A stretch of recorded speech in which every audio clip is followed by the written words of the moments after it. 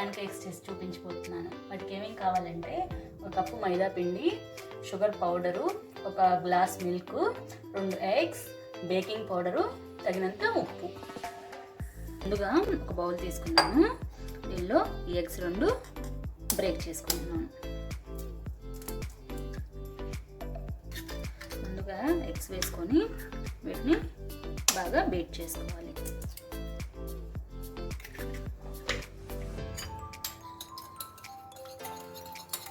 ఈ ఎగ్ను బీట్ చేసుకున్నాక ముందుగా మనం ఒక 3 స్పూన్స్ షుగర్ పౌడర్ వేసుకోవాలి.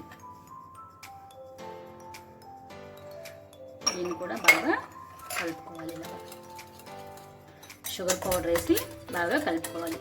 ఇది కలిపిన తర్వాత ఈ 3/4 కప్పు మిల్క్ తీసుకున్నాను నేను. ఈ మిల్క్ను కూడా దీంట్లో వేసుకొని బాగా కలుపుకోవాలి. ఒక జాలి తీసుకొని ఆ జాలీలో ఈ కప్పు మైదా పిండిని వేసుకోవాలి. వేసుకొని దీన్ని జాగ్రత్తగా ఇలాగా జల్లించుకోవాలి.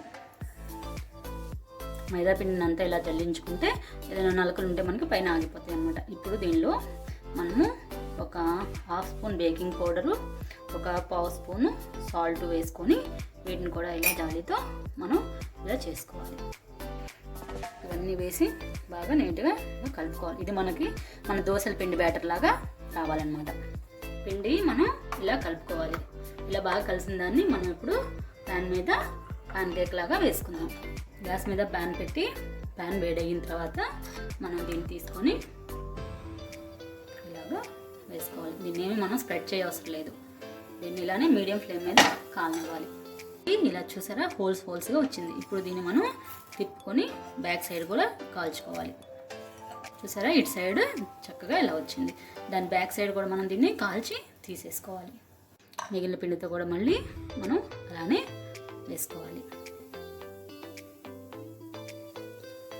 ఫ్రెండ్స్, మన ప్యాన్ కేక్స్ రెడీ అయిపోయింది. వీటిని మనం కొంచెం హనీ వేసుకొని తింటే చాలా బాగుంటాయి. ఇది మీరు కూడా ట్రై చేయండి. మీకు కనుక నచ్చినట్లయితే నాకు కామెంట్స్లో చెప్పండి. నా ఛానల్ని సబ్స్క్రైబ్ చేయండి, లైక్ చేయండి, షేర్ చేయండి.